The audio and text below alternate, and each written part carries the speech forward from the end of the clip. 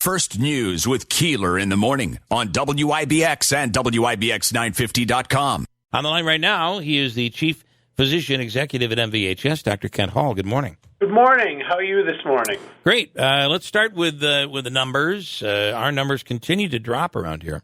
Yes, and they continue to drop at the Mohawk Valley Health System as well. So as of yesterday, we had 15 COVID-positive patients, but we were expecting a number of discharges. So I think from an inpatient standpoint, we're going in the right direction. Yet we still get the lingering bad story. I think over the weekend, 2 people passed away. That might have been on Friday. 2 more people passed away. We're still getting that. It's still, when it does hit some people, it hits them incredibly hard. Yes, and it continues to be the vulnerable people that we know about, the elderly and the people with the significant medical problems. So that's why it's so important for us to be doing what we can do to protect our community by masks and social distancing. Although I did hear that the governor is looking to lighten up many of those, really most of those requirements in the very near future. Well, I think that I think it's presented that way, but I don't think that's really what happened. So, and you're not incorrect, because that's exactly what happened. But I think when you dig in, you find there's a little bit of a side story here, and that is, while he has lifted all capacity requirements, and they'll be lifted on May 21st or May 19th, I think is the day. We still must follow the 6 feet distancing, social distancing that is set forth by the CDC. So, to be honest with you, I think we were at 75% at some restaurants. I think it kind of, if they want to stay indoors, it would decrease the number of people they could put in a restaurant.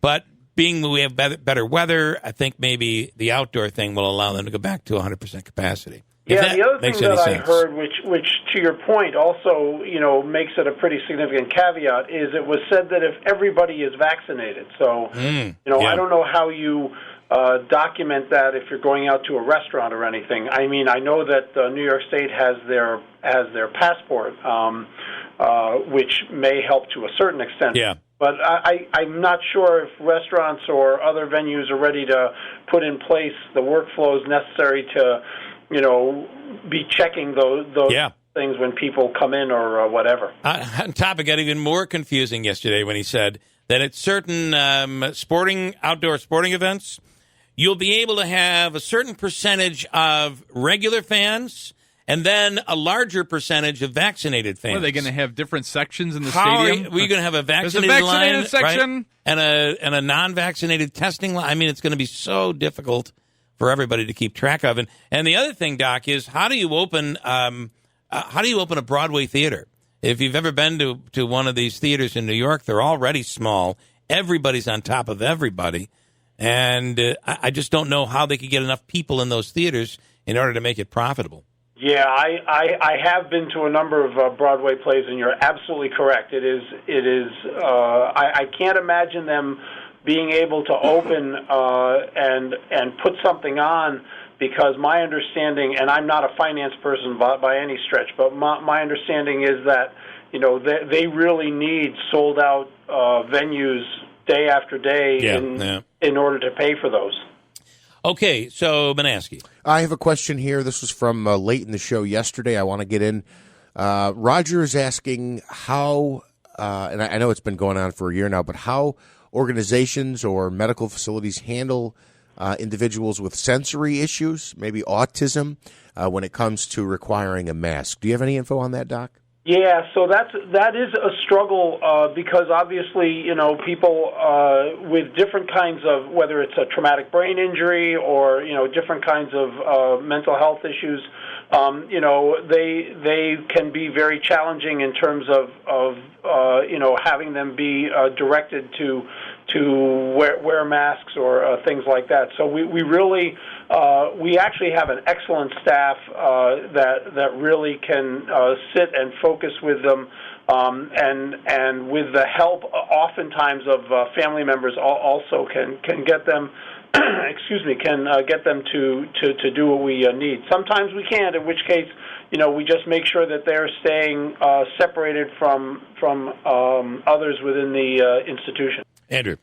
We had two questions. Somebody called one in, and I forgot what that question was, so, sir, please call back. But Jeannie wants to know, what happens if a person only has one of the Moderna or Pfizer vaccines and does not go back?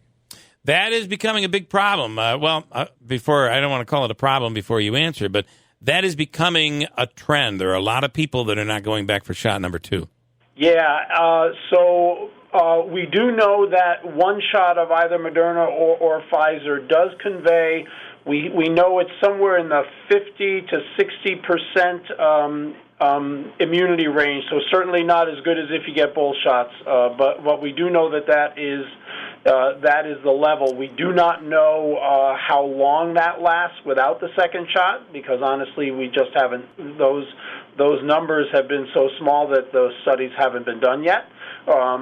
So you have to assume that if it's only basically 50 to 60% that are immune, then that means 40 to 50% are not, and you don't know which of those, as any one individual, which bucket you fall into. So you have to presume that you are not immune, and therefore should be taking all the appropriate safety precautions. Yeah. That being said, if the follow-up question is, can I get it late? Can I get the second shot later? The answer is yes. We don't know exactly how long you can delay before you actually have to start the series all over again.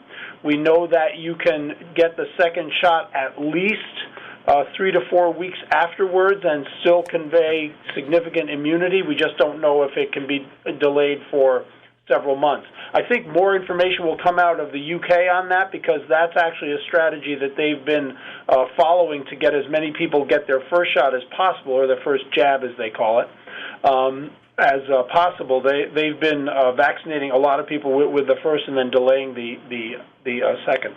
So as I was, and this is something to think about when it still comes down to being careful when even after you've had the vaccination, and I do think it gives you freedom. It allows you to do things that you normally couldn't do. But you still have to be a bit cautious. And the more people who get vaccinated, the better we're going to be. But if you come in contact with someone who has the virus, for instance, when I went through the line, there were probably about 200 people that were between leaving and coming in back to the busy time when I was getting my vaccine.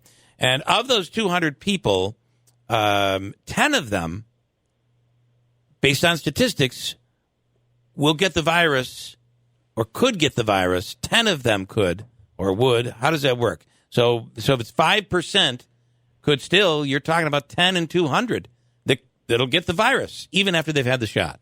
Well, what you would say is that 10 in 200 would not respond to the vaccine and therefore would have the potential to become infected. Got it. And then the question is, how many? What is their likelihood of being exposed to the virus? So that's what herd immunity is about. Is if you can get the requisite number or the requisite percentage of people immune through vaccination or through native disease, but in this case vaccination is better, then the other 20% that are not vaccinated and have never had it are protected because their chance of being exposed is so low.